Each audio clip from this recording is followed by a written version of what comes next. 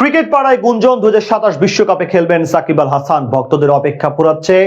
আবারও লাল সবুজে জার্সি পরে মাঠ মাতাতে আসছেন মিস্টার 75। আরো একবার তার বল ও ব্যাট হাতে নৈপুণ্য দেখার অপেক্ষায় সবাই। শিগগিরই হয়তো দেখা যেতে পারে মিরপুর স্টেডিয়ামে সাকিবের দেশে ফেরার সেই গুঞ্জন ও ২০২৭ বিশ্বকাপে থাকা নিয়ে বিস্তারিত এই রিপোর্টে। হোম কামিং সাকিব আল হাসানকে ঘিরে এখন এই প্রশ্নটাই উকিঝুঁকি দিচ্ছে সকলের মনে। সাকিব ফিরবেন, আবারও জাতীয় দলে খেলবেন লাল সবুজের ওই জার্সিটা পরে। এমন দিন সম্ভবত আর খুব বেশি দূরে নয়।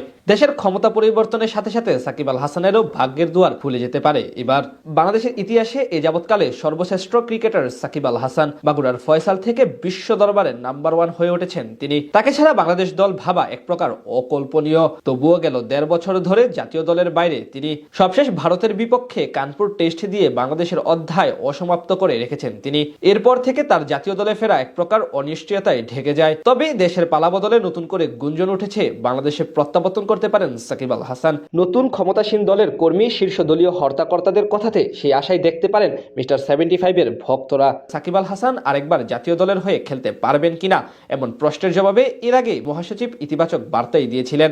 মির্জা ফখরুল সেবার বলেছিলেন সেটা সাকিবের ফর্মের উপর নির্ভর করবে, আর সে তখন ক্রিকেটে থাকবে কিনা তার উপর নির্ভর করবে। আমি কখনোই খেলাধুলার মধ্যে অন্য কিছু আনতে চাইনি এবং বিশ্বাসও করি না, সুতরাং যে যোগ্য সে অবশ্যই আসবে। আর যেহেতু জাতীয়বাদী দল সরকার গঠন করবে, তাই সাকিবের জন্য আরো একবার জাতীয় দলের দুয়ার খুলে যেতে পারে। এমনকি বিসিবিও তাকে নিয়ে এখন অনেকটাই ইতিবাচক। এর আগে বাংলাদেশ ক্রিকেট বোর্ড থেকে জানানো হয় সাকিবকে নিয়ে ভাবতে শুরু করেছে তারা। কেন্দ্রীয় চুক্তিকে সামনে রেখে তাকে ফেরানো হতে পারে সাদা বলের ক্রিকেটে। মিডিয়া কমিটির প্রধান আমজাদ হোসেন সংবাদ সম্মেলনে বলেছিলেন, যদি সাকিব আল হাসানের অ্যাভেলেবিলিটি, ফিটনেস ও অ্যাক্সেসিবিলিটি সঙ্গে যে ভেন্যুতে খেলতে হবে ওখানে যদি উপস্থিত থাকার মতো সক্ষমতা থাকে, অবশ্যই বোর্ড বা নির্বাচক প্যানেল সাকিব আল হাসানকে পরবর্তী সময়ে দলের নির্বাচনের জন্য বিবেচনা করবে। পাশাপাশি ২০২৭ বিশ্বকাপের ভাবনাতেও আছেন মিস্টার 75। সেখান থেকে এবার নতুন সম্ভাবনা সৃষ্টি হয়েছে তাকে নিয়ে। গুঞ্জন আছে সামনে পাকিস্তানের বিপক্ষে সিরিজ দিয়েই হয়তো প্রত্যাবর্তন করতে পারেন।